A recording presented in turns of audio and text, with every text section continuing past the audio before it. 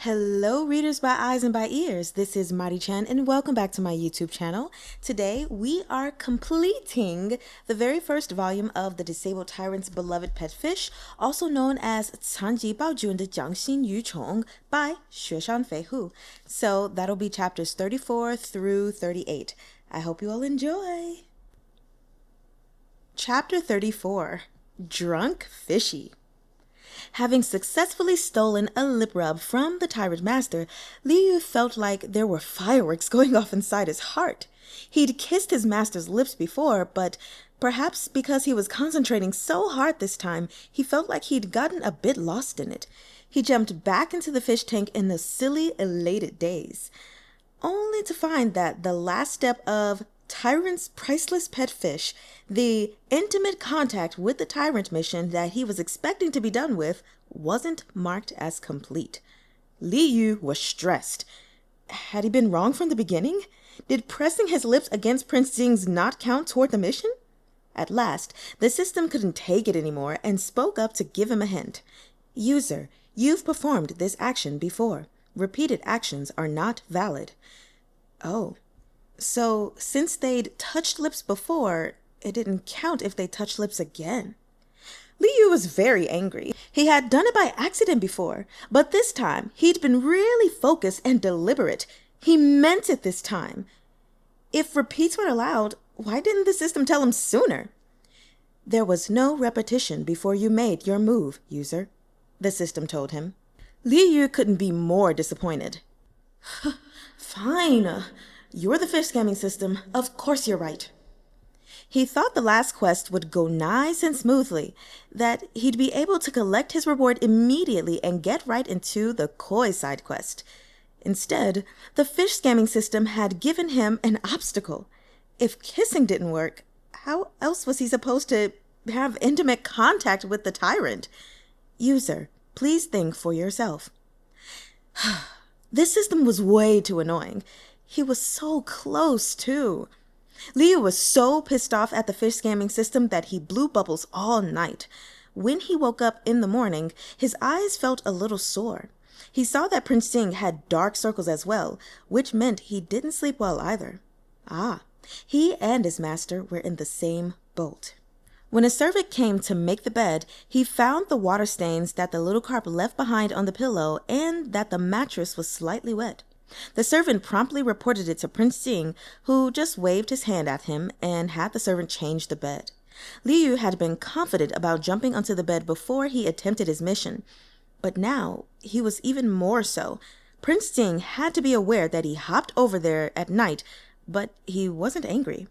This meant he could continue to visit at night from now on, right? Unfortunately, he still hadn't figured out what entailed actual, proper, intimate contact, even after thinking all night. It wasn't that he couldn't think of anything at all. It was that there were so many places a fish could rub up against. With each option more shameless than the last, Liu had to pick one that was not too shameful, but had also never been done before, which was the hard part. For example, Prince Jing's face. Liu had rubbed against his face a lot in his time as a fish, so that definitely wouldn't count. Liu was still thinking hard about areas other than the face when Wang Gongong came to report that the Duke of Chang'an's son had arrived. Prince Jing felt it was unfair to keep the carp spirit inside all the time, and besides, Ye Shizhe was already familiar with Xiao Yu, so he decided to take his fish to see Ye Shizhe and get some air. Ye Qinghuan was still delighted with his recent success. His marriage to the Princess of Jinjue had been set for after the second month, and of course, considering his relationship with the House of Chang'an, Prince Jing was obviously invited. Ye Shizhe was quite sincere. He came to give Prince Jing the invitation himself and even brought 2 jars of wine with him. Grandfather brewed these 2 jars of green plum wine himself. He insisted that I bring them to you. Ye Shizhe put the wine down. Liu recalled then that the book had mentioned the green plum wine from Chang'an Manor before. Ye Qinghuan's grandfather, the former Duke of Chang'an, and Prince Jing's grandfather had once brewed a jar of green plum wine for each of his children. These jars of wine had been buried to be dug up when his children were married. This was quite the elegant ritual. When Prince Ding's mother entered the palace, she did so as an empress, so her wedding was not held at home, and the wine stayed buried in the ground. In the past, he hadn't had the opportunity to give it to her, but after Empress Xiaohui passed away, he'd never been able to. The former Duke of Chang'an had now brewed wine for his grandchildren, so he asked Ye Qinghuan to take his own jar as well as Empress Xiaohui's. The former Duke of Chang'an had been in poor health for some years now and usually stayed in Chang'an Manor to rest and recuperate instead of venturing out. He quite missed his grandson, Prince Ding, who lived alone in his own residence. As a prince, Prince Ding could understand things without needing to hear them said. Prince Ding understood why Ye Qinghuan had brought over 2 jars of wine. There was a faint glimmer in his eyes as he lightly stroked the jar that belonged to his mother. He accepted the wedding invitation too and glanced at it. This time, instead of having someone kick his cousin out, he asked Wang Xi to grab Ye Shurzi a seat. Ye Qinghuan was overwhelmed with gratitude and sat down quickly.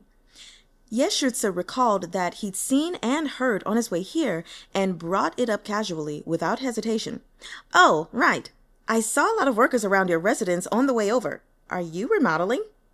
Ye Qinghuan had seen several areas of Prince Ding's residence surrounded by fences, and from the inside, there was the constant sound of digging.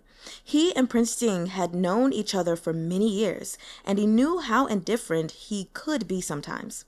Prince Ding had never put any thought into the layout of decor of his residence, and he hadn't changed anything since he moved in. This was the first time any sort of major construction project had taken place. Was Prince Ding jealous that he was getting married and wanted to join in on the fun? If that really was the case, Ye Qinghuan was quite happy with himself. Prince Ding shot a sideways glance at Wang Xi, who stepped forward and ruthlessly shattered Ye Shurzi's daydream. "My lord, His Highness is building a new fish tank for Master Fish." What? So it was because of the fish, not him? Ye Shurzi had already struggled to believe his dog could lose to a fish, but now it turned out that he himself had lost to a fish as well? He couldn't help complaining. "Tianchi, isn't that too much?" Li Yu was in his coral fish tank next to Prince Ding, still thinking about intimate contact, when he heard there was going to be a new fish tank. His tail started to flick in excitement, and as he flicked his tail, he contemplated Ye Shurzi's words. He'd been holed up in Prince Ding's room lately. With him losing his scales, the prince hadn't wanted to take him out and about. Prince Ding was always keeping an eye on him, so he had almost no chance to transform into a human and was completely unaware that a new fish tank was being constructed at Prince Ding's residence. If it had been a new courtyard he was building, Li Yu wouldn't have been able to tell who it was for. But since it was a new fish tank, it must be for him. Prince Ding only had 1 fish. Sob, sob. Even though the tyrant didn't pet him anymore, he still treated him so well. Li Yu squeezed out a bit of water from his fish eyes and swam to Prince Ding's hand, using his mouth to bump against Prince Ding's finger. Prince Ding was half listening to Ye Qinghuan complain when, out of the corner of his eye, he glimpsed a dark shadow swimming over in the fish tank. The familiar touch on his fingertips made him put his hand out without even thinking about it. Before he realized what he was doing, Prince Ding had already grabbed the fishtail and tickled it. Without noticing, he actually... to the carp spirit. Prince Ding immediately regretted it. It was one thing to have done it in the past, when he didn't know any better. But now that he did know, he shouldn't have touched the fish so casually. But the fish was swimming in circles in his palm. Prince Ding had stopped moving, but the fish's silky tail was still gliding between his fingers. He'd been raising Xiao Yu for so long, he knew that this meant he was happy. It seemed like Xiao Yu didn't mind it. In fact, he seemed to like it quite a lot. Slowly, a smile appeared on Prince Ding's face. Did that mean Xiao Yu had the same hopes that he did? That they could just continue like this? He'd been feeling melancholy over the thought of never having met his mother, but now that sadness was swept away by Xiao Yu's tail. Prince Ding didn't take his hand back anymore. Li Yu was thrilled. He's petting me again. Ye Shurzi was about to get married, so he was much bolder than before. Feeling like he was being neglected, he complained directly to the prince, but when he turned around, Prince Sing was focused on petting his fish and hadn't heard anything he said. Wasn't that enough? He'd lost completely, okay? Yeshitsa sidled up to Prince Sing. Tianchi, can I touch Xiaoyu too? He said with a smile. In exchange, you can pet Xiongfeng whenever you want. Even though Yeshitsu was always comparing Xiongfeng and the carp, he'd wanted to play with the slippery little carp for a while now. Prince Sing narrowed his eyes, displeased. Who wants to touch your dog? Wang Xi, who was standing in wait at the side, understood the situation and quickly ordered someone to keep Yeshitsu at a distance. My lord, how could you forget again? He said, exasperated. His Highness doesn't like it when people bargain with him. Ye Qinghuan was surprised. That was considered bargaining? How is it not? He likes it even less when other people touch his fish. The only reason he didn't kick you out was because of the former Duke of Chang'an, Wang Xi silently thought. Yeshitsu had no other choice but to stand pitifully in the distance, watching his older cousin touch his fish. He came to show off that he was getting married soon, but Prince Sing had turned the tables on him, and now he was showing off instead. Yeshitsu's eyes widened, though, as he noticed something extraordinary. There was gold on the belly and tail of the fish that Prince Sing was petting. It seemed different from the fish Yeshitsu had seen before. Yeshitsu stared at it for a long time, thinking he was finally right for once. Tianchi, did you get another fish? Prince Sing ignored him. Wang Xi, smiling, said, My lord, what are you talking about? It's not a new fish. Just that Master Fish has new scales. Fish can change scales? Ye Qinghuan had a look of disbelief on his face. How come I've never heard of such a thing? Prince Sing glanced at him mildly, and Wang Xi immediately said, Just because my lord hasn't heard of it doesn't mean it doesn't happen. Besides, doesn't your Xiongfeng also shed his fur? Ye Qinghuan had to nod, since Xiongfeng did shed his fur. Every time he did, there'd be piles of dog hair in Chang'an Manor. But Xiongfeng wouldn't suddenly change the color of his fur, right? But Prince Sing's fish was smarter than other fish, so he was probably just different again, right? Ye Qinghuan blinked a couple of times and managed to convince himself. Prince Sing had no reason to lie to him. If he upset Prince Sing again, he'd probably be chased out of his manor. All right. Yeshitsu racked his brain, wanting to give Prince Sing a good impression, and managed, Actually, a fish changing scales is quite distinguished. Prince Sing nodded coldly at Yeshitsu. Liu Yu, who was enjoying his rubbing, shook his tail and thought, Great minds think alike, Yeshitsu. Ye Qinghuan's hard work earned him a meal at Prince Sing's residence. Of the 2 jars of green plum wine the old Duke of Chang'an had brewed, Wang Xi had safely stored Empress Xiaohui's jar. Ye Qinghuan patted the other one. Grandfather brewed this one for me, so let's try some together. Prince Sing didn't say anything, of course, but Wang Xi guessed what his master was thinking and brought 2 glazed cups for Prince Sing and Ye Qinghuan to drink from. The jar was opened, and the sweetness of green plums wafted out, followed by the mellow aroma of the alcohol. Wang Xi used a long-handled silver ladle to scoop out the green plums at the bottom of the jar and place them onto a white ceramic plate. It was customary in this empire not to eat the green plums while drinking plum wine, but there were people who liked them. Wang Xi took them out so Prince Sing and Yeshitsu could use them as they liked. Liu Yu's coral fish tank was also on the table. These days, he enjoyed the honor of dining with his tyrant master. While Wang Xi was preparing the green plum wine, Prince Sing had already given Xiaoyu a handful of red fish food and half a peach blossom pastry. Liu Yu should have been satisfied with the fish food and peach blossom pastry, but when the green plum wine was opened, it was so fragrant that he could smell it from his tank. His ravenous stomach started crying out from yearning. Liu Yu held a piece of peach blossom pastry in his mouth and floated to the surface of the water, sniffing the aroma of the green plum wine. Sob. He really wanted to drink the plum wine, but Prince Sing definitely wouldn't give wine to a fish. He could at least watch Prince Sing and Yeshitsu drink it, though, right? After Prince Sing fed his fish, he ate the remaining half of his peach blossom pastry. Ye Qinghuan looked on enviously. It had been foolish of him in the extreme, he thought, to suggest that Prince Ting might raise another fish. Wang Shi poured out the wine for the two of them. In the dainty, elegant glazed cups, the green plum wine looked like bejeweled nectar. Prince Ting looked down at the clear wine, his slender fingers fiddling with the cup lazily. He raised his cup and took a light sip.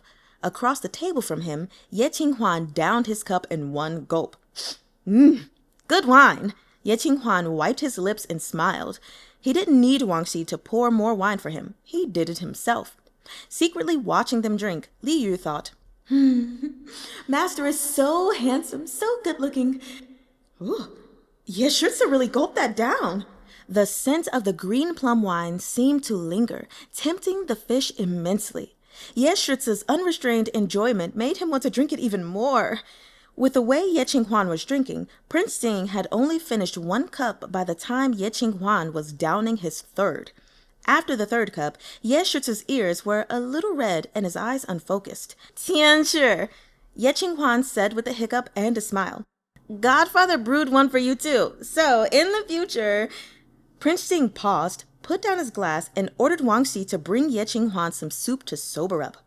Some people would just fall asleep when drunk, while others would blab about anything. Ye Shitsu was in the middle. When he was drunk, he liked to gather people and talk a lot of nonsense. Prince Ting noticed that Ye Qinghuan was about to keel over, so he had no choice but to reach out to steady him. Only for Ye Qinghuan to grab onto him and start telling him about all the times his parents beat him for being a naughty child in the Changle household. Prince Ting listened in a daze for a long time. Li Yu knew that Prince Ting might have thought of his own childhood and was afraid that he might be sad, so he splashed the water a couple of times. Prince Ting heard the noise and turned around to look at him. His expression was reassuring. It took Wang Shi a lot of effort to hold Ye Shitsu down and make him drink the soup. Ye Shitsu was still blabbering on, and then, out of nowhere, he said that he didn't want to get married anymore. Li Yu was surprised. Even as lively and bold a person as Ye Shitsu could get nervous, huh? One should never judge a book by its cover.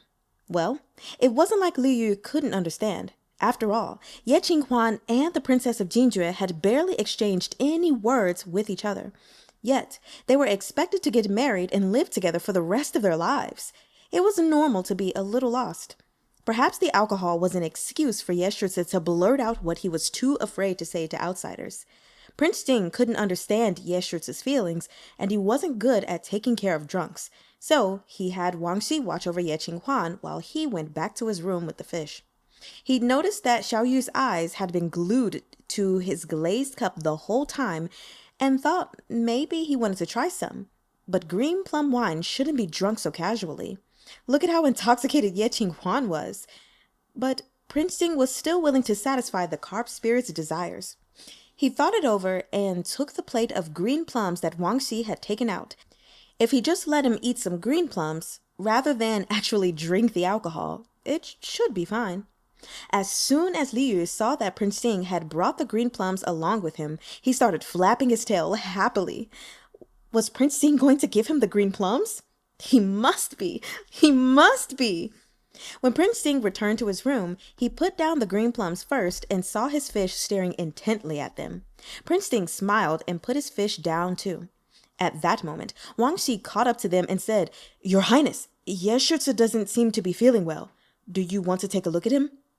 In Prince Ting's residence, Wang Shi was usually the one in charge of Prince Ting's absence, but Ye Qinghuan was the elder son of the Duke of Chang'an. It wasn't appropriate for Wang Shi to make too many decisions. So he'd rushed over to ask Prince Ting for directions instead. Prince Ting understood that something had happened that Wang Shi couldn't handle alone, so he decided to go back.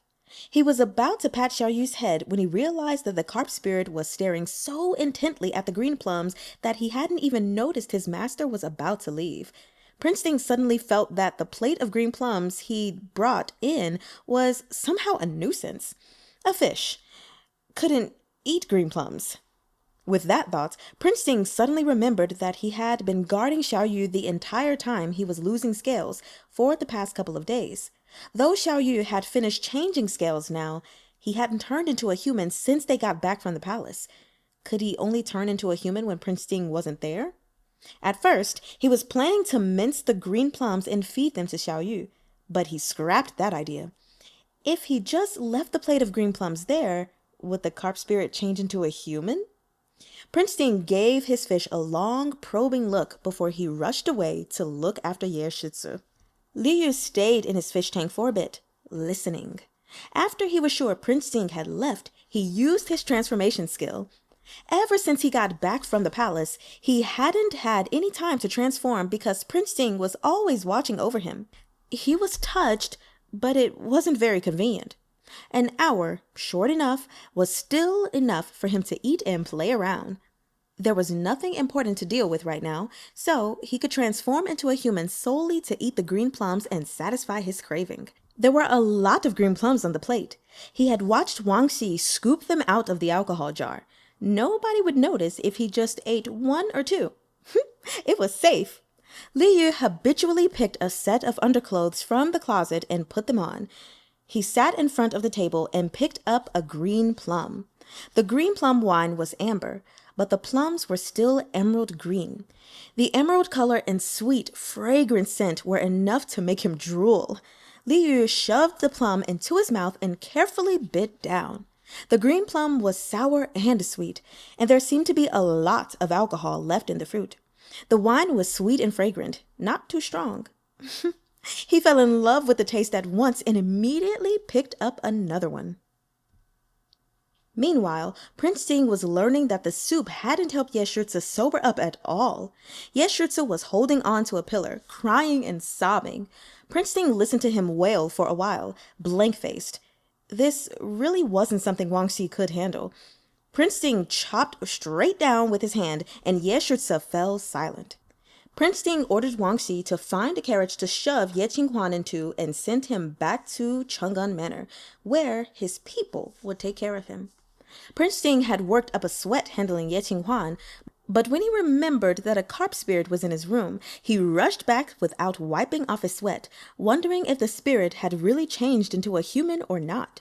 Would Xiao Yu have turned back into a fish already by the time he got back? When he pushed open the barely closed door, he was met with the overwhelming scent of alcohol. The young man he'd met several times before was sitting on the ground in a daze, his face flushed and eyes unfocused, holding a plate in one hand while he licked the other. There was only 1 green plum left on the plate. What had happened here? All of Prince Ting's questions turned into a single thought as he laid eyes on the young man. He finally transformed. Prince Ting was a little delighted. He walked over slowly, thinking about what he should say to the human Xiao Yu. No, he couldn't speak. Even if Xiao Yu was human, it was still inconvenient. He had to find a brush and paper first. Prince Ting paused for a bit and turned to look for the items, but Xiao Yu suddenly giggled, jumped up, and hugged him, nuzzling against him happily. "Master, you're back!" The young man's voice was soft, even a little nasally. The sudden hug made Prince Ting's heart swoop. At Jingtai Hall, the young man had called him Your Highness, so why had he called him Master now?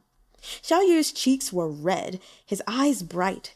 He carefully picked up the green plum with both hands and tried to shove it into Prince Ting's mouth. Prince Ting thought it wasn't quite appropriate, but Xiao Yu was so enthusiastic that he couldn't resist, and he ate it from his hand. The green plum in his mouth was saturated with wine that was much stronger than the wine he had drunk. Prince Ting was surprised. He glanced at the bare plate and the numerous plum pits scattered on the ground. Did Xiao Yu eat almost all of them? He didn't realize the alcohol content in the green plums was so high. His fish was probably drunk off of them. "Is it yummy? I left it for you," Xiao Yu asked with a smile, lowering his head and nuzzling against Prince Ting's hand. For some reason, Prince Ting nodded.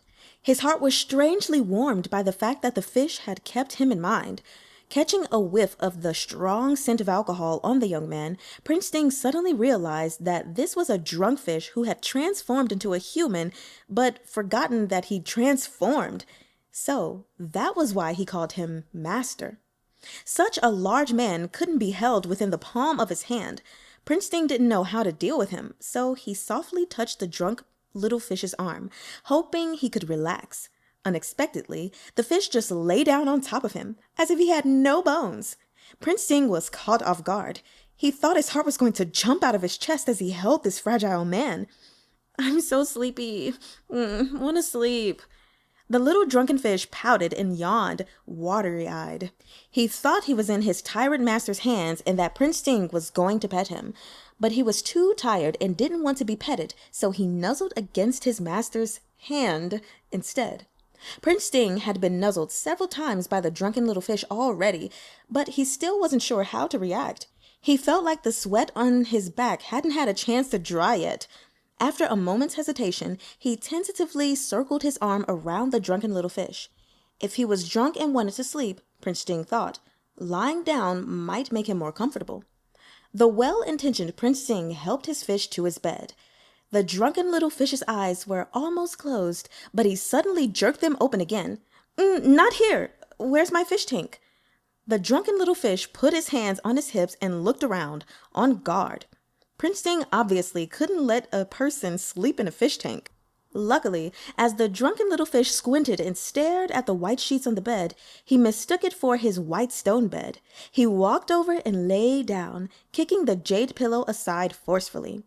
Prince Ting wanted to wait until the fish was asleep to grab a handkerchief to wipe Xiao Yu's face with, but the little drunken fish had barely closed his eyes before he immediately got up again, rubbing his eyes and demanding, "Where's my leaf blanket?" Prince Ting was baffled. "What's a leaf blanket?" But he recalled the leaf that he often saw on the little carp's body. That was probably what he wanted.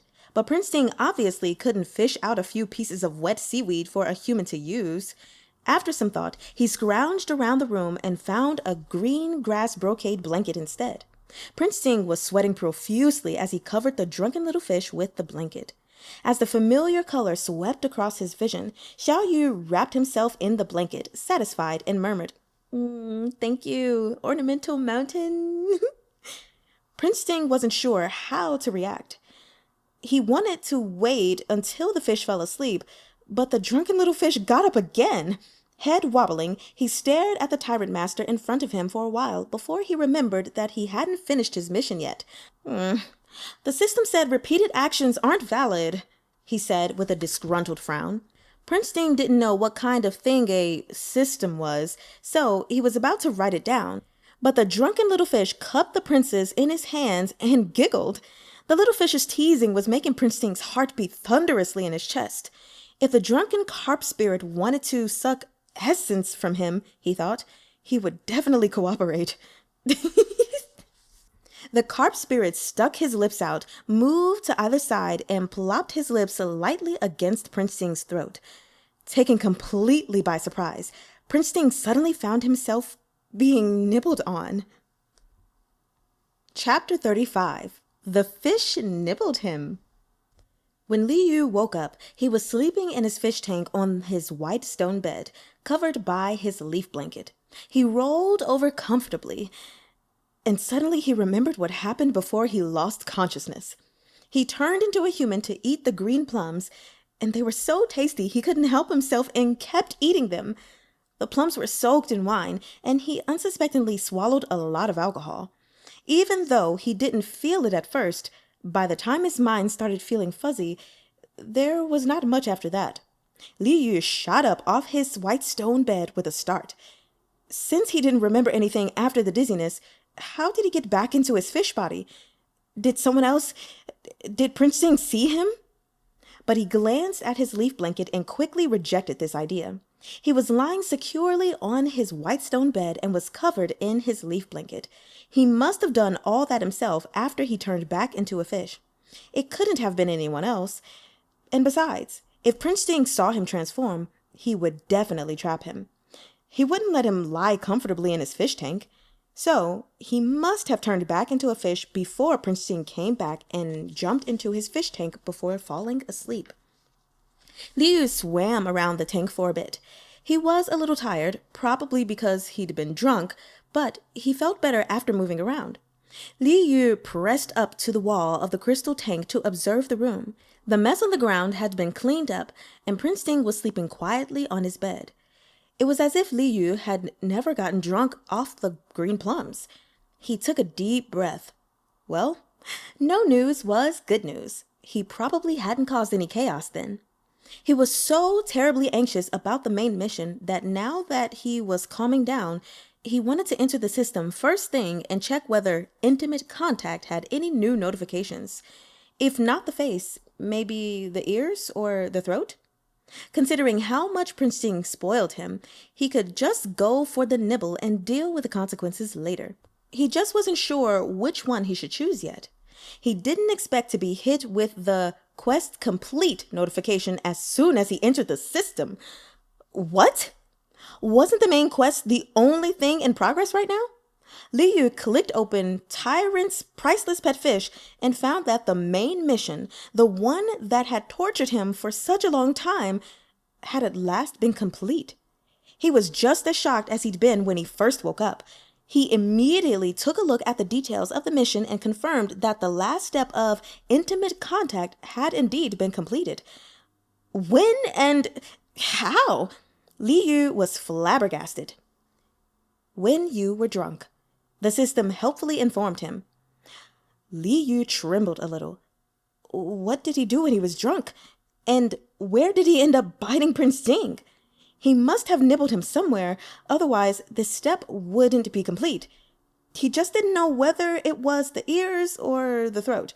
He should at least find out that much before he died. You bit the tyrant's Adam's apple. From now on, Li Yu thought, he had no respect to speak of.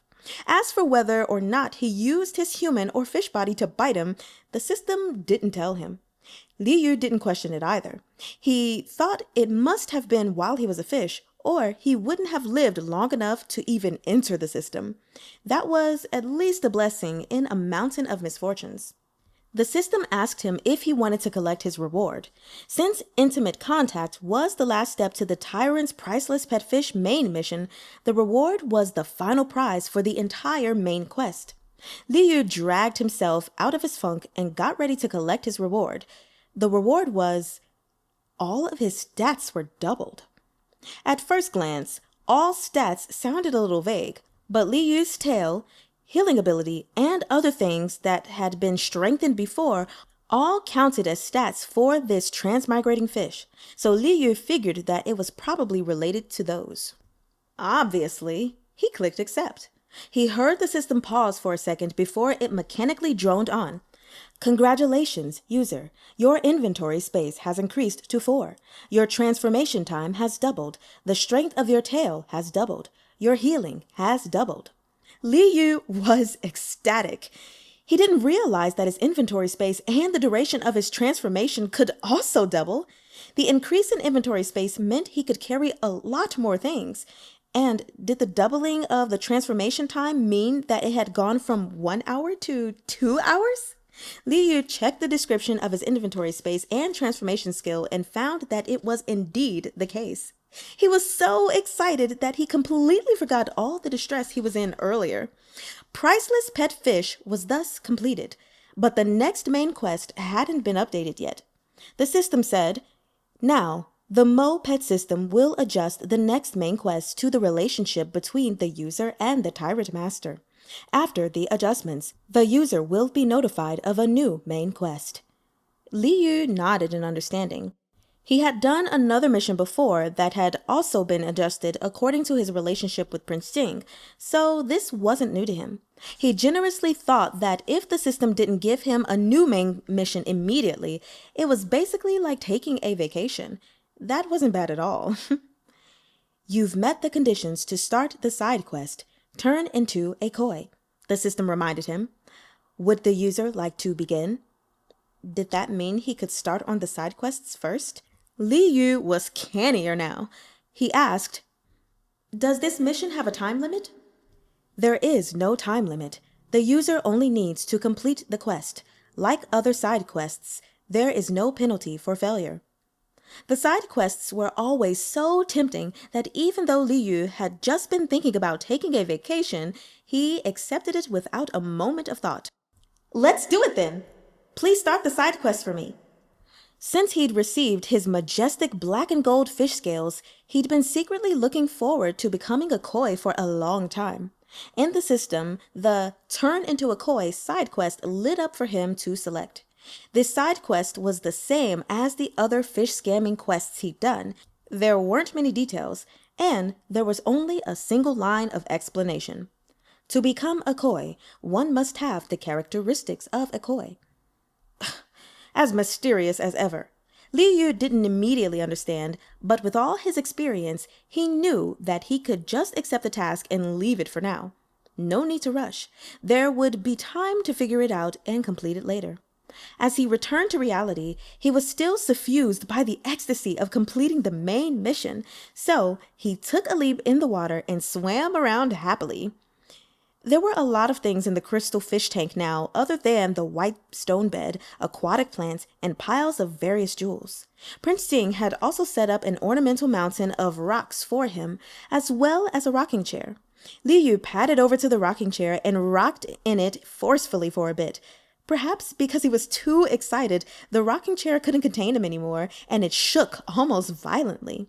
Then Liu Yu slipped into the cave within the ornamental mountain.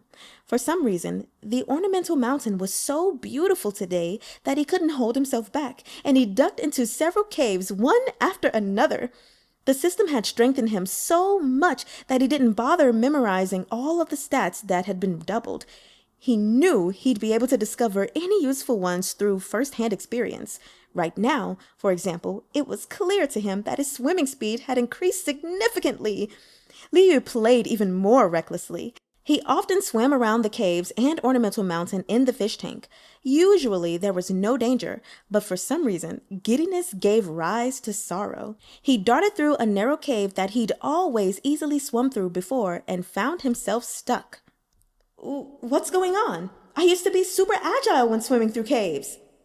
He looked around carefully and was embarrassed to realize that the size of his body had doubled as well. He used to be a small, palm-sized carp, small enough to easily fit into one hand, but now he was the size of 2 hands. It was no wonder the rocking chair couldn't hold him anymore. The system had doubled his length and width too. Liu Yu wiggled fiercely, but he couldn't get out of the cave. It seemed that it wasn't just his length and width that had changed, but his height had as well. Most of Liu Yu's body was stuck in the cave, and he couldn't muster up any strength in his tail. Even if he could, knocking down the ornamental mountain was out of the question. The crystal fish tank was taller than a person, and the ornamental mountain inside was quite large. If it collapsed, not only would it crush him, it would also make a lot of noise and wake up Prince Ting. The little carp didn't dare move. Someone would definitely find him once it was time to change the water, he thought. So the helpless little carp went back to sleep right in the hole he was stuck inside. Soon after, Prince Ting woke up to look at his fish and realized Xiao Yu was gone. Shocked, he immediately looked all around the fish tank for him and found him at last sleeping soundly in the ornamental mountain. The corners of Prince Ting's mouth twitched, and he poked the fearless fish. Why was he sleeping in the cave instead of sleeping on his perfectly good white stone bed? When the fish spirit had nibbled on Prince Ting's throat last night, Prince Ting had struggled to hold himself back from nibbling the drunk fish back. But the fish lay down on his chest after the deed was done and turned right back into a fish. The clothes he'd been wearing collapsed, suddenly empty. No matter how much Prince Ting was mentally prepared for it, it was still a great shock. Xiao Yu had been thrashing about, uncomfortable out of water. Prince Ting thought the carp had only shown his true form due to being drunk, and he hurriedly put Xiao Yu back into the fish tank. He even remembered that Xiao Yu liked to lie down on his bed, enveloped in the leaf blanket, so he carefully put the fish on the white stone bed and wrapped him with the leaf. If the fish woke up and remembered last night, it would be the perfect opportunity to come clean to him. But instead, the fish had dashed straight for the ornamental mountain when he woke up. Prince Ting recalled that the drunken little fish had confusedly called him an ornamental mountain last night. It was both infuriating and hilarious. Once he was poked, Liu Yu woke up. He flapped his tail happily when he saw it was his tyrant master. He struggled but still couldn't get free. He could only look at Prince Ting pitifully, trying to beg for help. Prince Sting had been looking forward to the fish remembering what happened last night, but Xiao Yu's reactions were simply fish reactions. He sighed. Even Ye Chun-Huan almost bumped into pillars when he was drunk. What could he expect a fish to remember? He would just have to keep an eye out for other opportunities in the future. Xiao Yu flapped his fins, still unable to move. Prince Sting realized now that he was stuck. Torn between laughter and pity, he ordered someone to move the ornamental mountain aside. It took the servants a full 10 minutes to move the mountain, but the naughty little carp was finally out of danger, and he swam out and shook his tail. Prince Sting picked him up and carefully examined his body for injuries. The fish was fine, but Prince Sting realized that the reason he'd been stuck was that he'd become much bigger. How did that happen? Prince Sting was able to accept the fact that Xiao Yu was a carp spirit, so growing bigger all of a sudden was hardly out of the question. But Xiao Yu had both grown bigger and started growing a new set of scales in such a short period of time. It put Prince Sting on his guard. Was it possible that the carp spirit had run into trouble? Could he be going through a tribulation of the sort the stories were always mentioning, and it required him to constantly change his form? The books mentioned that snake spirits and Fox Yao were incredibly weak during their tribulation and needed to be taken care of at the vulnerable time. Prince Sting didn't know much about these trials and tribulations, but it was easy for him to take care of the carp spirit. Prince Sting ordered a remodel for the ornamental mountain. The caves, rocking chair, and white stones were all changed to fit Xiao Yu's current shape and size. The crystal fish tank was quite large, so Xiao Yu could still stay there for a little longer.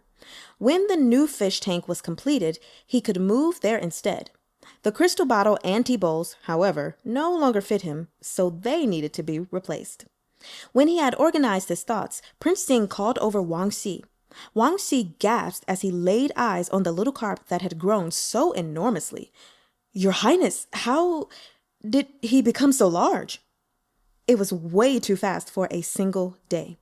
Prince Sting grabbed a handful of food for his fish and glanced at Wang Gonggong calmly. Wang Xi immediately understood what His Highness meant.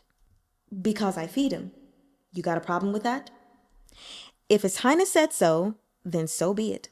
It was all fine as long as there was a reason. Wang Xi immediately shut up and followed Prince Sting's orders. Wait. Prince Sting rang the jade bell again, asking him to come back, then handed him a list of items. Wang Xi glanced at it and was privately startled. It was a list of all kinds of robes, shoes, and socks, which wouldn't have been strange if not for the fact that the size wasn't His Highness's at all. Wang Xi glanced up at His Highness, confused. Prince Sting's face looked normal, except, that is, for the faint red mark on his throat. Wang Xi couldn't have been more shocked. As a servant, he knew very well what a mark like that meant. His Highness seemed to have someone he liked, and it was very possible that they'd been intimate already. But he, who took care of everything in the manor, wasn't aware of it at all, and Prince Sting never mentioned it to him. Was he in such a rush for these clothes because they were for the person he liked? It wasn't impossible. It was so mysterious that it made Wang Xi think of someone.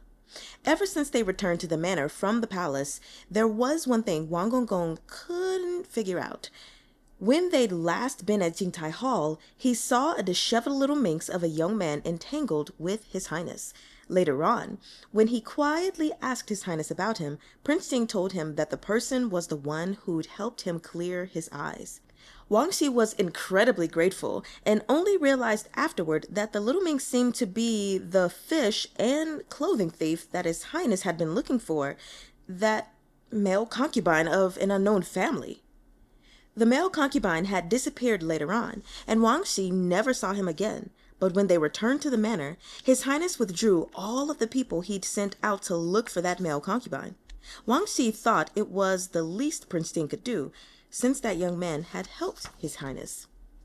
Last night, after he sent the completely wasted Ye Shritza back to Chang'an Manor and returned to Prince Sting's residence, he heard someone say that a disheveled young man seemed to be present in His Highness's room. Wang Xi immediately sent the servants away, but the next day, there was this red mark on Prince Sting's throat, and he immediately thought of the male concubine. After all, he was the only one Wang Xi had seen entangled with the prince before. He was happy to run errands for Master Fish, but when His Highness asked him to order clothes, no matter how he thought about it, the clothes were probably for the male concubine. His Highness was not only raising a fish, but also hiding a lover, someone else's male concubine at that, and he didn't seem to have any intention of revealing it. Wang Xi was conflicted. He felt both happy and worried, but his loyalty toward Prince Sting left him with no choice but to turn a blind eye. He sucked it up and ordered the clothes, then had them put in the designated wardrobe in Prince Sting's room. As for where the male concubine lived, that remained a mystery to Wang Xi. He believed that His Highness would allow them to meet one day. When Li Yu was eating his fish food, he also noticed the red mark on Prince Sting's throat and felt his face heat up immediately. If that wasn't a mark of being nibbled by a fish... Any marks left on the Tyrant Master's body were always incredibly visible. It probably wasn't as bad as it looked, but Li Yu knew that he blacked out and had no sense of boundaries when he was drunk, so perhaps he had taken a pretty fierce bite. He'd nibbled Prince Sting, but he couldn't let Prince Sting nibble him back. Li Yu apologized silently, then turned around and grabbed a piece of peach blossom pastry to offer Prince Sting. Prince Sting didn't touch the pastry. He just tapped on the fish's head with a smile. Li Yu's head felt itchy, but why wouldn't his master let him know what tapping on his head meant? Li Yu's appetite had doubled along with the size of his fishy body. After he finished eating his fish food, he quietly dragged back the peach blossom pastry he had put out as an apology. He had no choice. Fish got hungry if they didn't eat.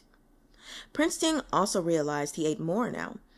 Not only was he not mad at Li Yu for eating the plate of green plums, he also started putting a lot of other pastries, beautiful snacks in his room, as if he was deliberately teasing the fish. Li Yu couldn't resist the temptation at all. He would end up craving whatever was left out. Prince Sting seemed to be busy recently, as he kept going out, only to return hurriedly at night. So, whenever he saw something he wanted to eat, Li Yu would turn into a human and eat it. He had enough time to turn into a human and turn back into a fish without worrying. It was fine, he thought as he munched away. He was on vacation. Once, after transforming, he was flipping through the closet when he found several new sets of robes, shoes, and socks. These were very different from the ones Prince Sting usually wore, and there was a note inside that said the clothes from Prince Sting's younger days had been temporarily placed here because they were clearing out clothes. These clothes certainly didn't look old to Li Yu, but he figured since Prince Sting was a prince in ancient times, several new sets of clothing were made for every season. There were a lot of more unworn clothes than worn ones. It was possible these were robes that Prince Sting had simply never worn. They had been dried and were very clean. The size fit him well, so Li Yu chose a light gold robe embroidered with green leaves and paired it with snow-white socks and shoes. He'd always been barefooted when he turned into a human before, and getting to wear shoes and socks was a rare novelty, so he happily put them on. After he got dressed, Li Yu would sit back and choose his favorite snacks to eat. Sometimes there would be a pot of tea at the perfect temperature on the table.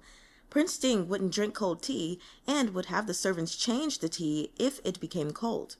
Li Yu thought it was going to be wasted if he didn't drink it, so he would secretly pour some out to eat with the snacks to balance out the sweetness. Someone had put a bronze mirror next to the closet for some reason too. The first thing Li Yu usually did after transforming was put clothes on, and things were much more complete with the mirror. He often strutted around in front of the mirror, grimacing and smiling, but he still remembered the auntie who was punished for helping him in the manner. Those without an identity shouldn't go outside and wander around. He was satisfied with some tea and snacks. Li Yu was merely relieving his boredom, and he didn't begin to suspect that the copper mirror was reflecting everything he did in the room next door. In that room, only separated by a thin wall, Prince Sting was watching him. He'd seen a human turn into fish, so he wanted to see a fish turn into a human. He knew that Xiao Yu would never transform in front of him, so he pretended to leave in order to give him space. But he found that once his gaze was glued to Xiao Yu, he couldn't take it off. Whenever Xiao Yu put clothes on, Prince Ting had to look down. He wanted to see, but it didn't feel right. Xiao Yu had nibbled him, and he wanted to nibble back. Chapter 36. Fish wants to duel Cultivate. Oh, okay. Prince Ting didn't know why he felt such affection toward Xiao Yu. He'd only met him a few times in human form, and they'd barely exchanged words. In the beginning, he was a little curious about the young man who kept managing to escape from him, but he definitely shouldn't care this much. After he learned that the young man who saved him was his Xiao Yu, who kept him company day and night, though, Prince Ting couldn't stop thinking about him. Regardless if he was fish or human, Xiao Yu was always the one who was willing to treat him with sincerity. Over time, as he hid and spied on Xiao Yu like this, Prince Ting was able to learn many of his secrets. Xiao Yu loved to eat. Prince Ting had known this ever since he discovered the fish's enthusiasm for peach blossom pastries, so in recent days he spoiled the fish with plenty of tasty foods. He would watch as Xiao Yu secretly transformed for just a bite, but Xiao Yu would only transform once a day, and no matter how much time the prince left him, the little fish would turn back after about 2 hours. Once he changed back, he wouldn't turn into a human again, no matter how delicious the food was. Xiao Yu himself seemed reluctant to change back, however, so Prince Ting felt that it must not be because the little fish didn't want to change into human again, but because he couldn't. Thus, Prince Ting theorized that the fish could only transform once a day for 2 hours. After he came up with this theory, Prince Ting's mood took a hit. The carp spirit would transform to eat, but he never wanted to meet his owner. Prince Ting thought back to the first time he saw Xiao Yu's human form. It seemed he'd wanted to go to the kitchens to eat then too, and if his eyes hadn't been injured last time, Xiao Yu wouldn't have transformed to save him. Even the letter to Ye Qinghuan had come from Xiao Yu via Xiong Feng. Prince Ting suddenly realized that he was no better than a snack or a bowl of rice to his fish. However, this simple-minded fish had not yet realized that his identity was exposed and was currently diligently cleaning up to hide the fact. Through the bronze mirror, Prince Ting watched as the fish rearranged the disorganized snacks, crumbling up the fruit peels and crumbs and then scattering them into inconspicuous corners. The carp spirit, whether as a fish or a human, was quite smart and vigilant. He never ate fresh fruits, which were hard to clean up. He mainly ate smaller snacks that could be stuffed into his stomach whole without leaving any debris behind. Xiao Yu obviously wanted to hide it from him, but he remained at the prince's side. If he realized that Prince Ting had found him out, he might run away again. Thinking back to the fish's methods, there were always careless oversights, but if one wasn't attentive, it was easy to be fooled. Prince Ting had been tricked this way and could sympathize. He was glad, now, that Xiao Yu didn't remember anything after he passed out. If he had, then Prince Ting might not have been able to find him again. After much thought, Prince Ting decided to suppress the urge to tell Xiao Yu what he knew and stay just as they were for the time being. He needed an opportunity first. It had to be an opportunity that would guarantee Xiao Yu would never leave, so until then, he couldn't do anything impulsive that might scare Xiao Yu away. The books Ye Qinghuan gave him always mentioned that humans and Yao were different. Prince Ting resented that sentiment. Even people were different from each other. He was no weak scholar, and Xiao Yu was a fish that he kept by his side at all times. He would never allow them to be separated. But he still didn't know much about Yao or carp spirits.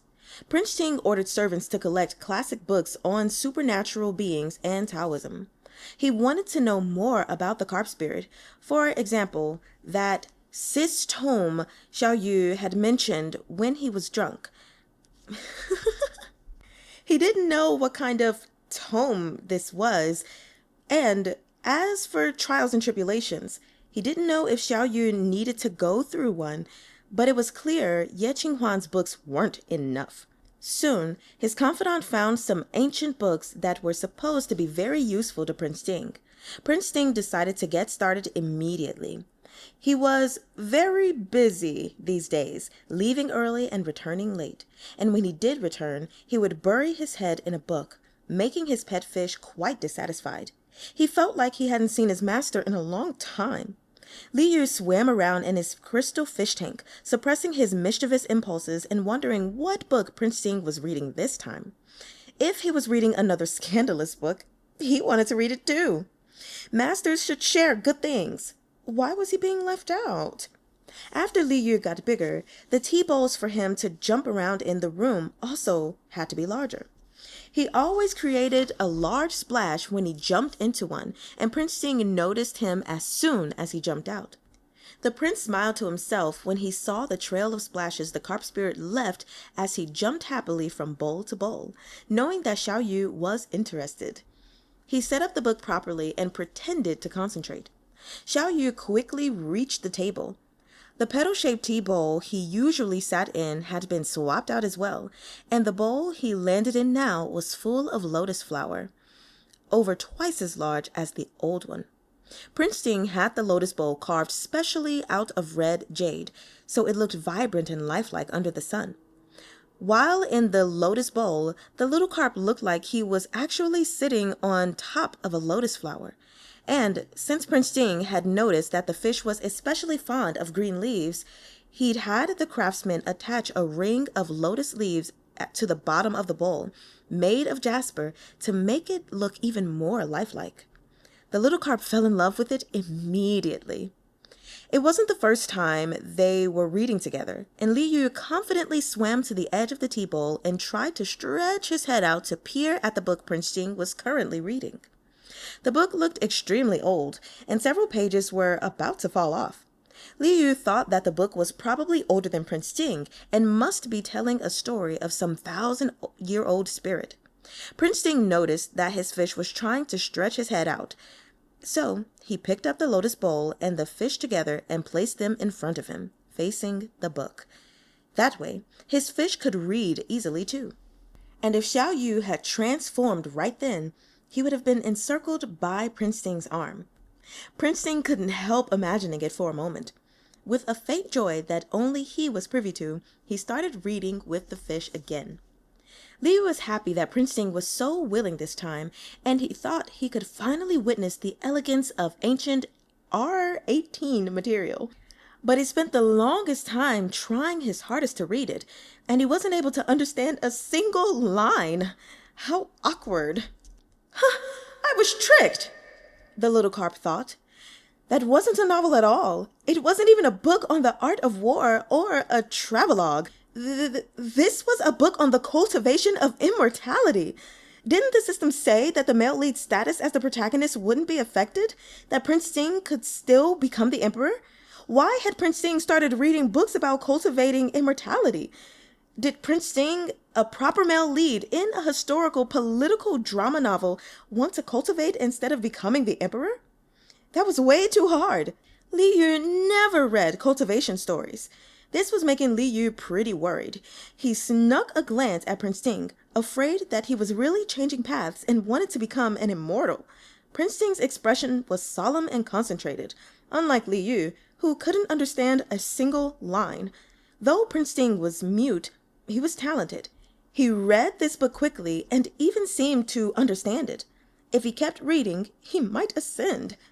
Li Yu quietly flicked a bit of water onto the book. He had to quickly chase away any ideas Prince Ting had of becoming immortal. Cultivation was too difficult. It was exhausting, and there was no good food to eat. If things went wrong, he might even lose his life. His tyrant master couldn't go off and cultivate no matter what. Prince Ting watched as the old tome he'd spent an enormous amount of money to purchase was callously splashed with water. He glanced helplessly at his fish as Xiao Yu threw a tantrum. Perhaps the carp spirit had been alive for such a long time that he didn't care to read such simple books. Prince Ting switched to an even more difficult book. Li Yu was just about to flap his tail triumphantly for defeating the cultivation book, when he realized that Prince Ting had switched to a book about concocting pills of immortality. You can't eat pills willy-nilly. You can't read books willy-nilly either. Li Yu flapped about, getting Prince Ting's ancient book almost completely drenched. Prince Ting pulled out the last book with a darkened expression. Li Yu glanced at it. Dual cultivation? Dual cultivation? Li Yu's eyes widened. This was too much of a test. Even though he didn't read cultivation books, he definitely knew what dual cultivation meant. The edges of the book were almost worn away, so it must be a very deep topic. But dual cultivation? The little carp was quite conflicted. In the end, he raised his head. Ah, you have this type of book too? I want to see. Prince Ting's gaze changed slightly. Xiao Yu really did want to dual cultivate with him, but then why hadn't he started yet?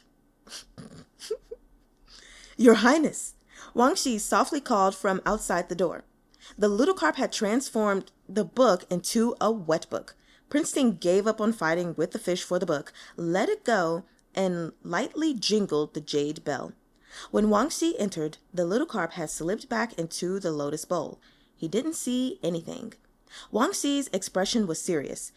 Your Highness, there was a fire in Chongsui Palace last night. Concubine Chu was injured. Chapter 37. Goldfish Finger. Concubine Chu? Li Yu couldn't remember who that was at first. The original book didn't mention that many concubines of the emperor, and he only remembered a couple.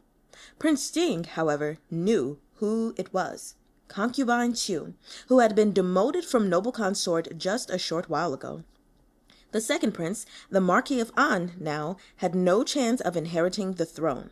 The only reason that Concubine Chu was simply demoted rather than banished to the Cold Palace was because the emperor wanted to preserve the dignity of the Marquis of An. But it seemed like Concubine Chu had still not given up. It had been a long time since there was a fire in the palace, and it wasn't the season for fires besides.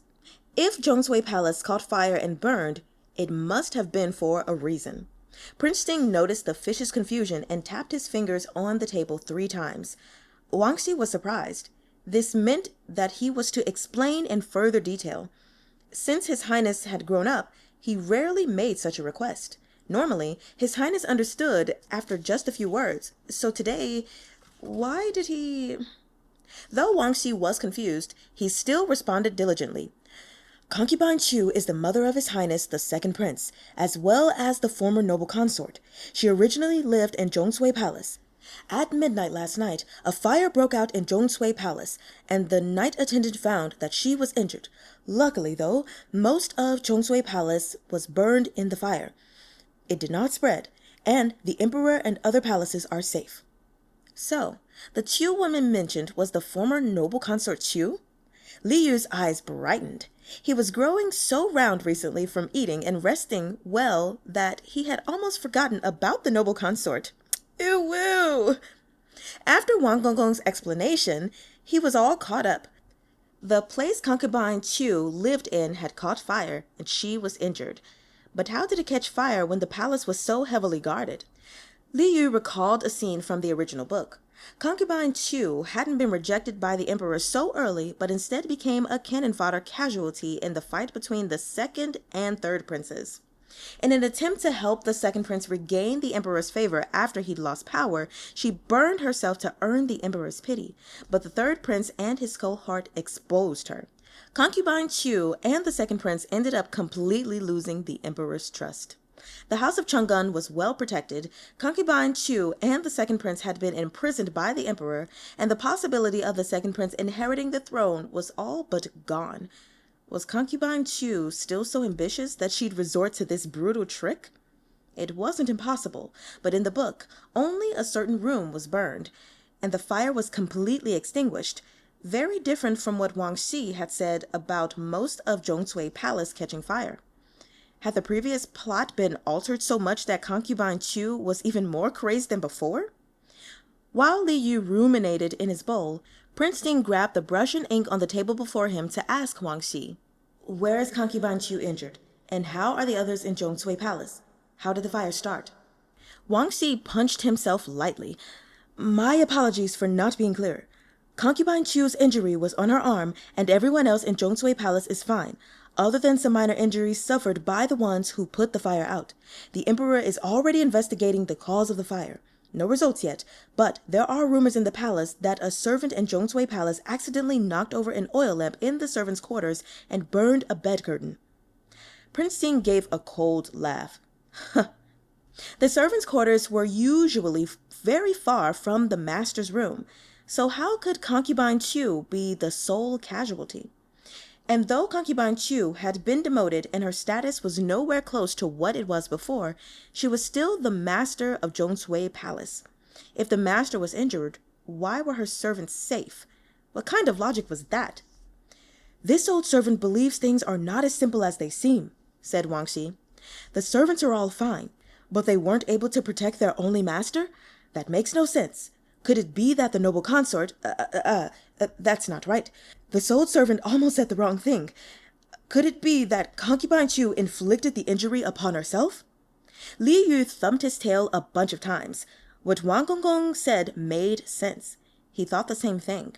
At first, he hadn't been sure that Concubine Chu herself was up to no good, but the details Wang Xi mentioned did indeed present a contradiction. And another was that, according to Wang Gongong, the fire should have been quite large. So how could the injury be restricted to her arm? The more Li Yu thought about it, the more he found the situation suspicious. This matter has nothing to do with our manor, Wang Gongong continued, but since the palace caught fire, your Highness should still visit the Emperor. I received news that the 3rd and 6th princes have already entered the palace, and the 2nd, the Marquis of An also sent a letter of well wishes. Prince Ting understood what he meant. He nodded. I'll go make the preparations now. As for Master Fish... Wang Xi glanced at the little carp, not sure what Prince Ting wanted to do. Li Yu wanted to go too. He'd been stuck in the manor for a while and hadn't caused any trouble, always being a good pet. Prince Ting noticed that the carp spirit's tail was lifted high behind him, almost creating a breeze with its flapping. He smiled at Wang Xi. Let's do as we always have. That meant he would take his fish with him, wherever he went. Wang Xi rushed to grab the crystal bottle. The bottle had been remade to be as large as a small birdcage, and a chain was still wrapped around the handle to prevent it from slipping. Prince Ting put his fish into the crystal bottle himself and added a lot of snacks in case the fish got hungry. If it wasn't for Wang Xi persuading him in a low voice, Prince Ting might have filled up the entire crystal bottle with snacks. Wang Gongong sighed. Why did it seem like Prince Ting's affections for his fish had doubled in size with the fish himself? All the concubines and princes were at Qianqing Palace. The emperor had ordered an imperial physician to visit Concubine Chu.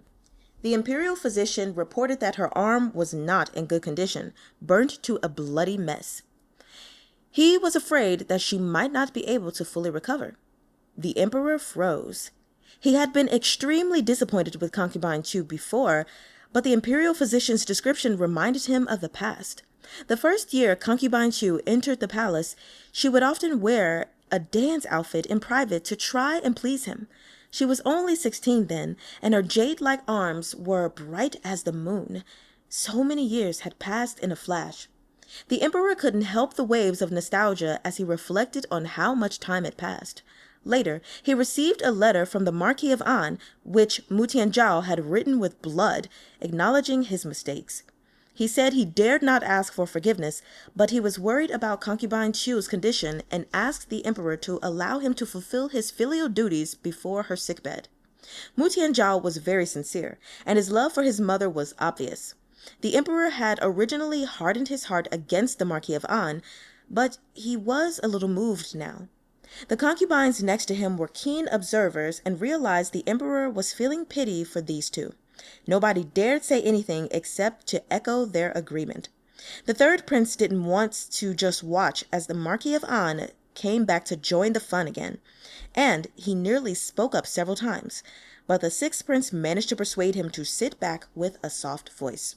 Right now, the 6th prince reminded his brother, The emperor was thinking about all the things he appreciated about concubine Chu and the Marquis of An. If anyone mentioned their faults, it would make the emperor unhappy. The third prince was enraged. Was the Marquis of An still going to keep him down even though he was on house arrest? The sixth prince gently nudged the third prince, urging him to wait and stay calm. Head eunuch Xue Shan came to report that Prince Ting had arrived. The emperor put down the Marquis of An's letter and ordered Prince Ting to enter. It wasn't news to the palace that Prince Ting was taking care of his fish. He'd brought his fish into the palace this time too. Prince Ting's fish had left a deep impression on the emperor. He'd even rewarded the fish several times. The emperor's mood improved a little when he thought about how Prince Ting took care of his pet. Prince Ting performed a formal greeting first. The huge crystal bottle could no longer fit in his sleeve, so he held it in his hand. Seeing the bottle, which was clearly much larger than before, as well as the fish, who was also much larger than before, the emperor wasn't sure what to say. Li Yu was a smart fish and swam in circles to show his respect to the emperor. As a result, the emperor caught a glimpse of the gold on the little carp's belly and tail and said in amazement, "Tianchi, your fish." At a glance, like Yeshurtsa, the emperor first thought Prince Ting had gotten another fish. Wang Xi always followed Prince Ting. Prince Ting glanced at him, so Wang Xi immediately kowtowed and responded for him. "Your Imperial Majesty, the fish His Highness is raising has changed scales and grown larger." Did fish change scales? The emperor had never heard of such a thing before. He was curious enough to be distracted from thinking about the pitiful concubine Chu and Marquis of An and immediately ordered Prince Ting to bring the fish closer so he could take a look. Prince Ting agreed. Upon closer inspection, the emperor realized that it was indeed the same fish, but a few of its scales had turned golden. The emperor stared at the golden scales on the little carp for a long time. The emperor looked at head eunuch Luo. "Luo Zhuisheng, what do you think?" Head eunuch Luo, who knew the emperor well, smiled and said, "This servant is uncultured and cannot say, but I believe a fish with golden scales is a good omen." The emperor laughed brightly. "I think so too. It should be a sign of peace for our country and the people." The emperor's bad mood wasn't only because of his concern for concubine Chu and the Marquis of An. If they couldn't find out the cause of the fire, it could be regarded as a warning from the heavens. He would have to take the blame himself. Now that he saw the golden scales, the emperor breathed a sigh of relief. If there was a good omen, who dared say otherwise? Li Yu was dumbfounded. He just grew a few new scales on his belly, but the emperor somehow arrived at the conclusion that meant the country and people would be at peace? The emperor sure knew how to make up a bunch of crap. As soon as Prince Ting arrived, the emperor remembered the foolish things the Marquis of An had done in the past. His heart did soften for a moment because of concubine Chu's injury, but if he pardoned the Marquis of An just because of this, then he'd be nothing more than a befuddled old man of an emperor. How would he explain himself to Empress Xiao Hui when he met her again underground? It was true that concubine Chu had accompanied him for many years, but didn't Empress Xiao Hui give her life for him and their children? He didn't have to spare much thought as to how he was going to deal with concubine Chu. Since she was injured, her relatives could visit her in the palace, but the Marquis of An's mistakes could not be written off so easily. If the Marquis of An wanted to fulfill his filial duty, he didn't have to come to the palace to take care of her while still bearing the burden of his crimes. He could convert to vegetarianism and commit to Buddhism, or he could ask his wife to take care of concubine Chu in his place. As long as he was sincere, there were lots of ways to show it. What's more, concubine Chu only injured her arm, but the Marquis of An was kicking up a fuss as if she were on her deathbed. Doing something as ominous as writing a letter in blood was like asking for her situation to get worse.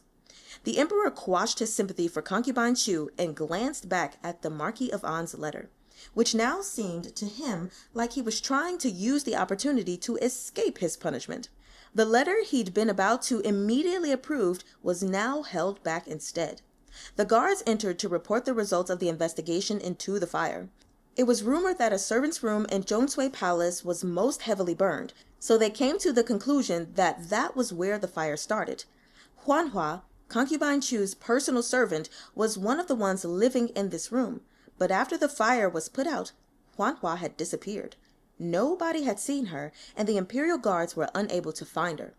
The emperor sensed something was off about that. Even if the fire started because of her, a servant shouldn't be able to hide so well that the imperial guards couldn't find her. If she was alive, they ought to find her, and if she was dead, they ought to find her body. The emperor asked for the location of Huanhua's room. When he learned that it was a fair distance away from the main courtyard where concubine Chu lived, his face immediately darkened. The third prince finally saw his opportunity and gave his mother, Consort Qian, a look. Consort Qian promptly covered her mouth with a handkerchief and said, smiling, "Concubine Chu is so unlucky. Nobody else was hurt, but she was burned that badly even though she was so far away." The emperor glared at Consort Qian.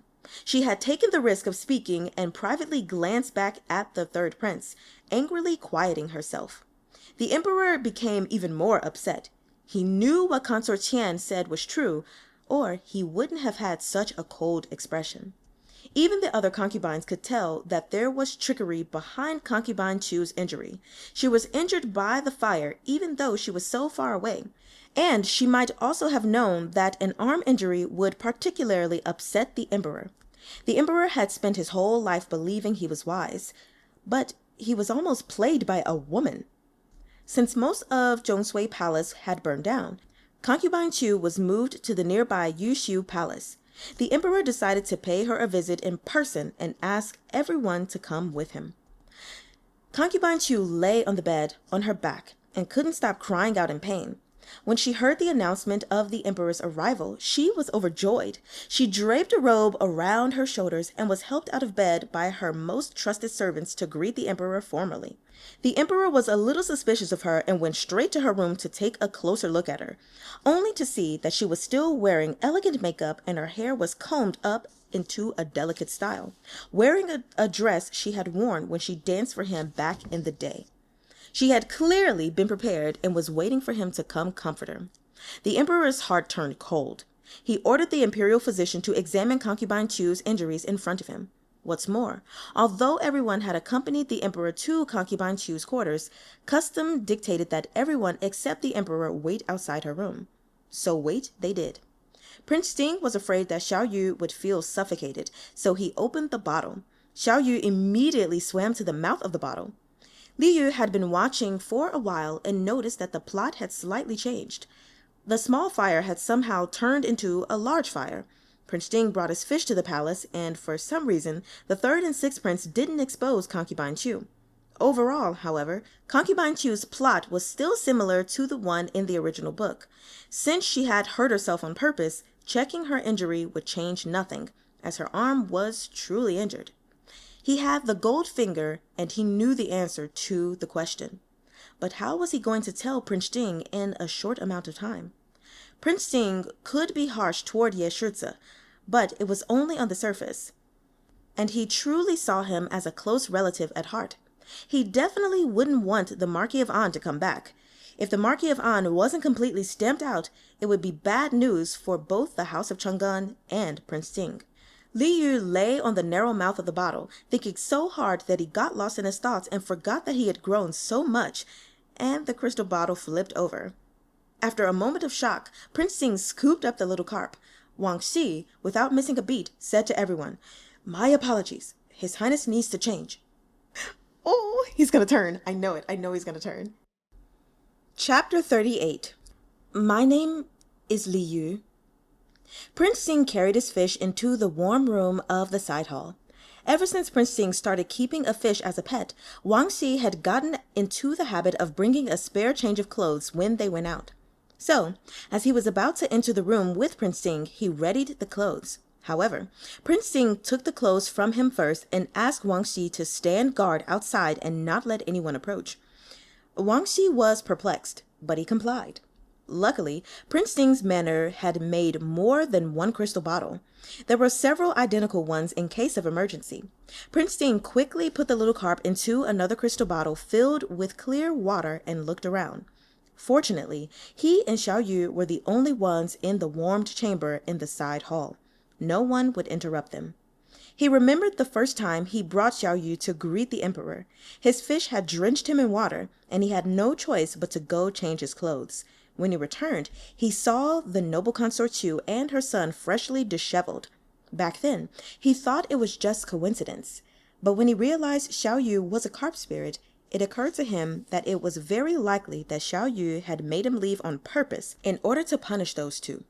Now, Xiao Yu had gotten his clothes wet again. Did he want to tell him something? But how was a fish going to communicate? Prince Sting secretly hoped that the carp spirit could transform and tell him in person. He waited and waited, but Xiao Yu didn't transform. Prince Sting thought that he might have misunderstood and Xiao Yu didn't actually have anything to tell him. Prince Sting hadn't changed his clothes since he entered the room, so he decided to change first. The little carp had been swimming in circles anxiously in the crystal bottle. He knew that Prince Sting had been staring at him, but it wasn't that he didn't want to say anything. The answer was too complicated for a fish to express. Knocking over the crystal bottle had just been an accident. He hadn't thought of anything yet. Sob, sob, sob. Li Yu continued to think hard, paddling the water irritably with his fins, when he suddenly realized that Prince Sting had turned his back to him. Li Yu's attention was immediately diverted. What was the Tyrant Master going to do? The little carp immediately pressed himself against the side of the crystal wall. The bottom of Prince Sting's robes had been splashed when the crystal bottle upended itself, so he was changing.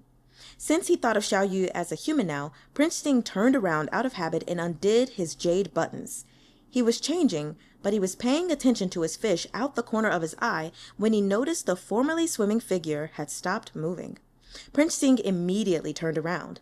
The little carp was pressed up against the crystal wall, staring at him with his dark fish eyes. They stared at each other in silence. Li Yu, now experienced, hurriedly swam to the other side of the crystal bottle, his tail pointed toward Prince Sting, pretending he was just passing by. Was the fish watching? Prince Sting suddenly realized something, his lips quirking up into a mischievous smirk at the wildly swinging fishtail. What was wrong with him watching? There was nothing that couldn't be seen. Prince Sting stepped forward and forcibly grabbed Li Yu's tail, turning him around so that the little carp, trying to escape, was now pointed toward him. The fish looked at his tyrant master in surprise as he changed in front of him without any hesitation. Don't do this, thought the shocked little carp. My fish eyes are going to go blind. It seemed like he was resisting, but he couldn't stop himself from watching, silently counting the master's abs. Perhaps because he was stimulated by the delicious sight of Prince Sting changing, Li Yu's feverish brain came up with an idea that wasn't really an idea. Since the incident came so suddenly this time, it was impossible for him to make any preparations like a secret letter. Since Prince Sting was right in front of him, the easiest way would be to transform into a human and expose Concubine Xue directly. But how was he going to transform right under Prince Sting's nose? Li Yu was still pondering when Prince Sting suddenly walked over and lightly touched his head. What? Touching his head seemed to be a signal of some kind. Afterward, Prince Sting left him behind and left the warm room alone. Immediately afterward, Wang Xi loudly called from outside, "Your Highness wants tea? Please wait a moment. This old servant will go make it right away." Prince Sting went out to drink tea. Li Yu looked around the warm room. There was tea on the table already, but since this was the palace, Prince Sting wouldn't drink tea of unknown origins. When he wanted to drink tea, he would ask Wang Xi. That rhymed. Sorry. He knew that it was normal for Prince Sting to drink tea, but that wasn't the point. The point was that Prince Sting wasn't here anymore, so he could transform. This was a good opportunity, but he had to be careful. The first hurdle in transforming was clothing.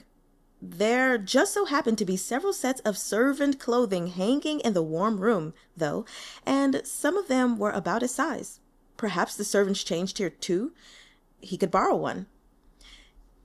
The next hurdle was that there were too many uncertain factors in the palace. As someone without an identity, he had to be careful at all times. Once he transformed, he had to find Prince Ting as soon as possible and say what he had to say. Convincing Prince Ting to believe him in a short amount of time would also be a problem, but he still felt confident. After Li Yu informed him, Prince Ting would go and expose Concubine Chu himself, so all Li Yu needed to do was stick near the crystal bottle and hide. As long as he didn't run around the palace and waited out the 2 hours safely, everything would be fine. When he transformed in Prince Ting's manner to go to the kitchens, he thought 2 hours was too short, but now it felt way too long. It was frustrating that he couldn't cancel the skill whenever he wanted, since it wasn't safe to hide in the palace. But he had no other way to communicate with Prince Ting. In a few days, the evidence that Concubine Chu had injured herself on purpose might be gone. What if the emperor failed to gather evidence in time and believed her instead? Once in a while, a fish had to transform for the sake of serious business. His mind made up, Li Yu selected the skill. After he was transformed, his first order of business was to touch his stomach. It was humiliating that the crystal bottle had toppled over like that. He had to make sure that it was only his fish form that had increased in size and that his human form hadn't become fat. Only once he was reassured about his figure did he pick out a well-fitting servant's outfit and put it on. After he changed, he gently pushed open the door of the warm room, only to see Prince Ting standing guard outside, waiting for Wang Gonggong's tea. Your Highness. Li Yu was startled. Luckily, he didn't make any loud noises inside. But why did Prince Ting sit down at the table to wait instead? Prince Ting smiled down at the servant in front of him. Li Yu quickly realized that he was wearing servant's clothing and was pretending to be a servant. A servant should always greet a prince. But how? And did he need to hold his hands the fancy way they did in the operas? Wait. He might be wearing a different set of clothing, but his face had stayed the same. Prince Ting should recognize him, right? Hello, Your Highness. Li Yu figured he would just kowtow to muddle his way through the greeting. When he was a fish, he often saw people kowtowing to Prince Ting, but Prince Ting stopped him before he could even bend his knees.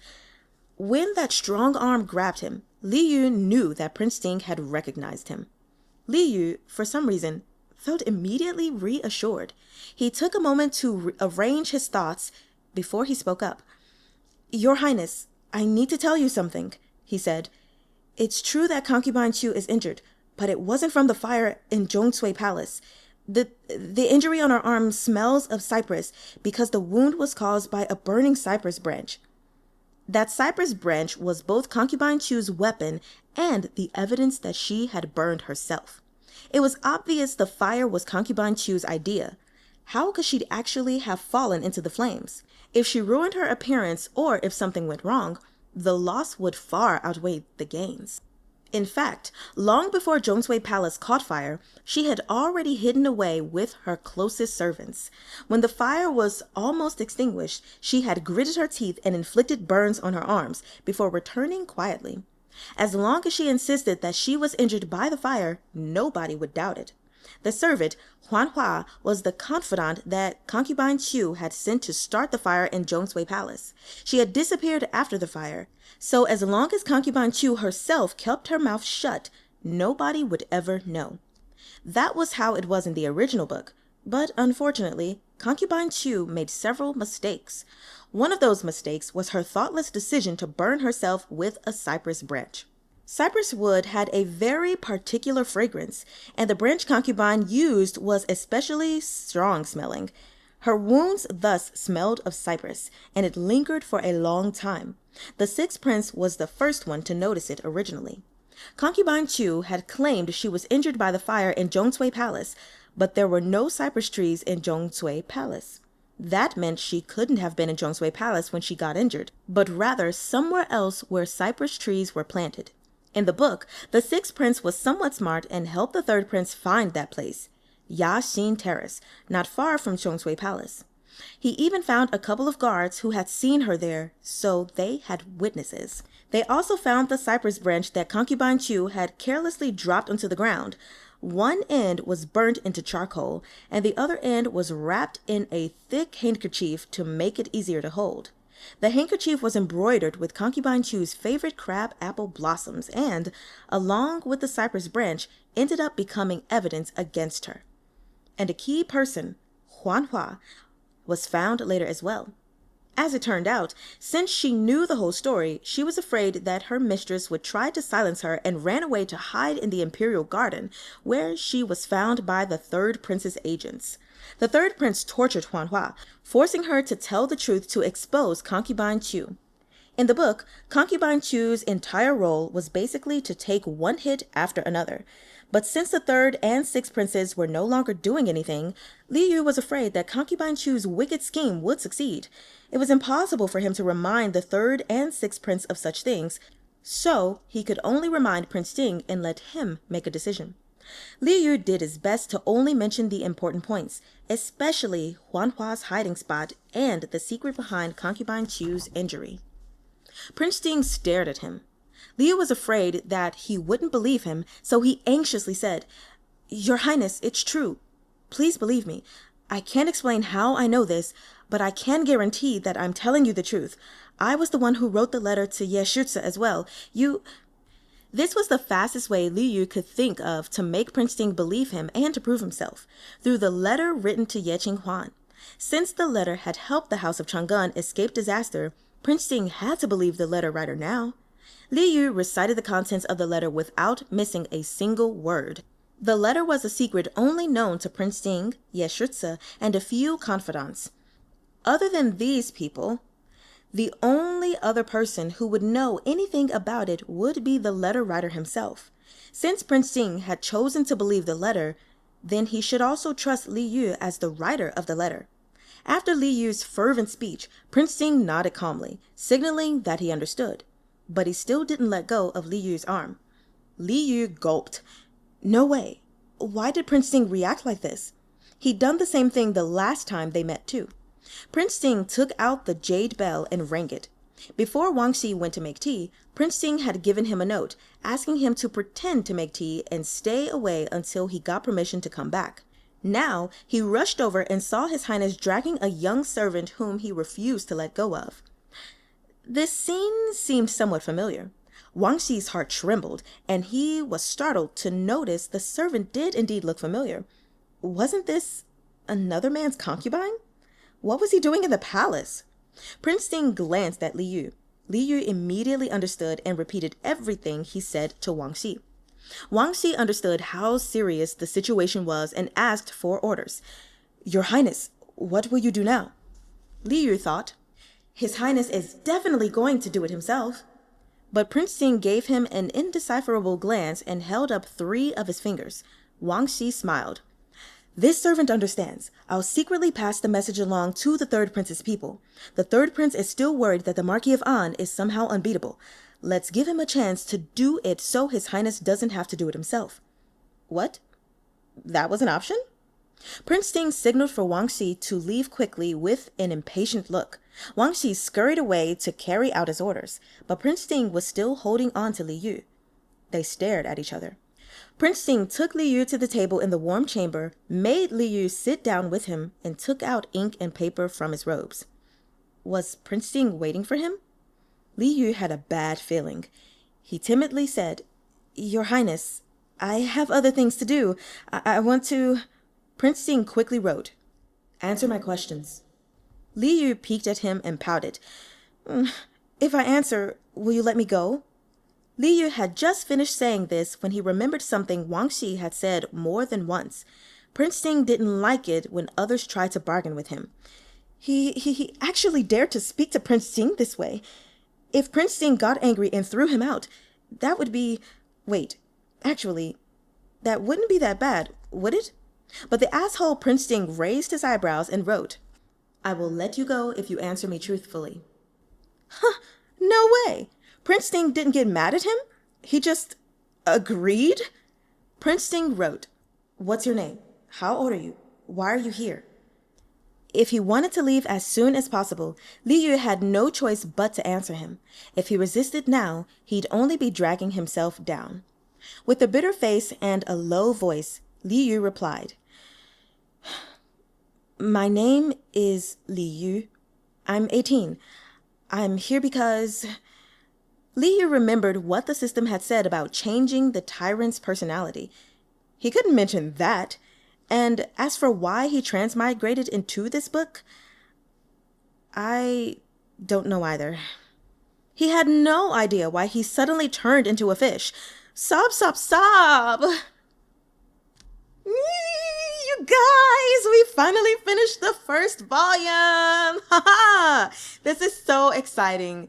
I thoroughly enjoyed this one. I hope you guys did too. Oh my gosh. Let's just get to talking.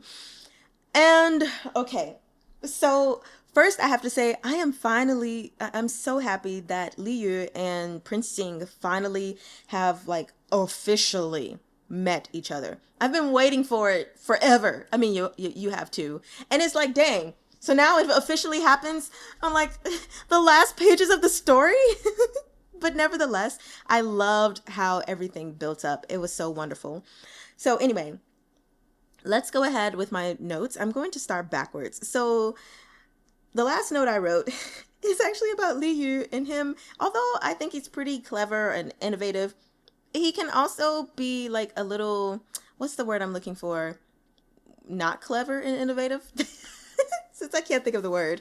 Because Li Yu, Xiao Yu, how didn't you find it suspicious that Prince Sing had been reading books about carp spirits? You've already thought to yourself multiple times that you didn't want to be seen as a carp spirit. So obviously, when he's looking at the fox spirit and the snake spirit and stuff like that, like, come on, guy.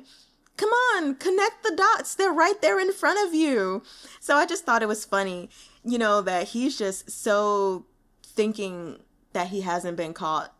And his identity was not revealed. And it's like, sir, you're so behind. You've been caught and you just don't know it. The other thing that I absolutely loved after Li Yu got his double portion of rewards and stuff, it was so cute and funny when he was just so happy and he was being such a fishy fish. I was like, yes, you live that fish lifestyle. You be happy and swim around in circles. It was so cute. Anyway, so the next thing, oh my gosh, that whole chapter where he finally nibbled on Prince Sing. It was just so funny. Oh my gosh. And I thought it was hilarious that it was like, yeah, Prince Sing was nibbled by Li Yu. And if Li Yu wanted to take his essence, he would, basically give it without a second thought. I was like, yeah, you would. So anyway, but despite the warnings his cousin gave, despite the stories that he read, he was like, it don't even matter. Take my essence, baby. I'm so sorry. I'm trying to stop laughing. Okay, now going back. When it came to the plums, the green wine plums, and Li Yu was like, I'm only going to eat one or two. I was like, no, you're not. You're going to eat the whole plate. Because you're such a foodie and have no restraint. Not that all foodies have no restraint, because I'm a foodie, but I definitely know when to stop. But it's just like, Li Yu, food, like I said before, food is going to be your downfall, my baby. Okay. The other thing I wanted to mention was actually a little note about dog fur changing colors. And, Yeshutsu or Ye Qinghuan was basically like, yeah, I mean, my dog sheds, but his entire color doesn't change, And I don't know if you guys know this, but it actually is possible for dog fur to change colors. Normally when that happens though, and I think it also depends on the breed, like a poodle or a Bernedoodle or some kind of doodle, they'll have a baby coat, and it is possible that the color could change as they grow. And I know this from personal experience because I had a Bernedoodle, and when we got him, his fur was brown. You could clearly see it was brown. But as the months went on, it eventually transformed. All of that brown went away, and his fur was black. So anyway, that's just a fun piece of information. And then going back to page 58, 358, I figured it's now time for another Chinese phrase lesson. Woohoo! And that is, so when Li Yu noticed that Prince Ding didn't sleep well, and he hadn't slept well either, he said, he and his master were in the same boat. So I want to teach you a phrase of basically saying, like, we're in the same boat.